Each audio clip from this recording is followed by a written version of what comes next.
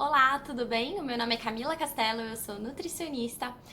Eu pedi no meu Instagram, que é o @NutriCamilaCastelo, Castelo com 2 L's, pedi para vocês me mandarem dúvidas sobre compulsão alimentar.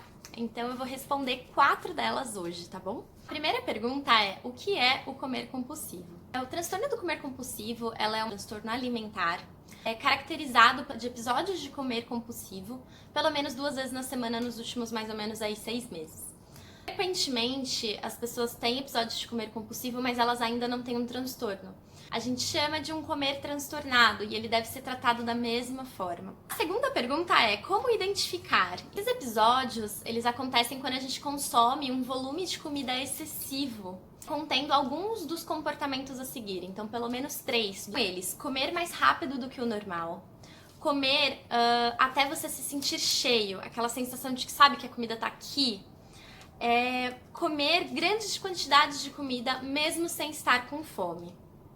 Além disso, também é um sinal de comer compulsivo quando a gente come sozinha por vergonha das outras pessoas verem a gente comendo aquele montante de comida, e também quando a gente tem o sentimento de culpa, tristeza excessiva, remorso depois desse episódio. Então, se você identifica pelo menos 3 desses comportamentos nos episódios em que você come demais, esse é um episódio de comer compulsivo.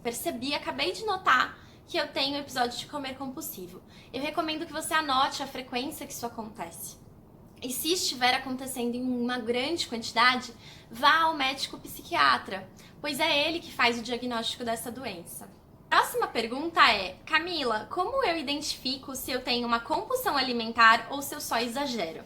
A compulsão alimentar, a principal característica dela é a sensação de falta de controle, aquela sensação de que a comida me domina. Enquanto o exagero é algo um pouco mais consciente e planejado. Essa frase, ela caracteriza um excesso, um exagero, mas não caracteriza comer compulsivo.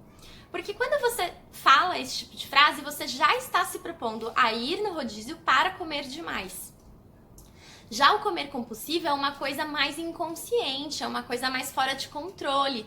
É aquela coisa de você atacar a geladeira e quando você vê, você já comeu um montante grande de comida. A próxima pergunta é: como é o tratamento? Bom, o tratamento ele é feito com uma equipe multidisciplinar, composta pelo médico psiquiatra, psicólogo e uma nutricionista.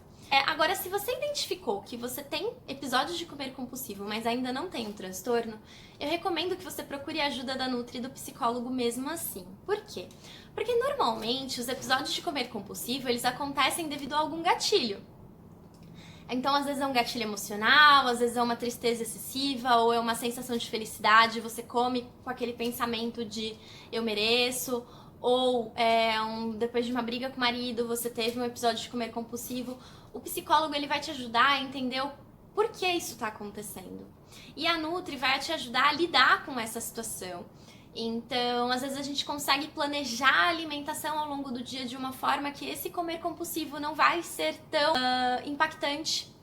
Também na nutrição a gente consegue ressignificar o sentimento e a relação que você tem com a comida.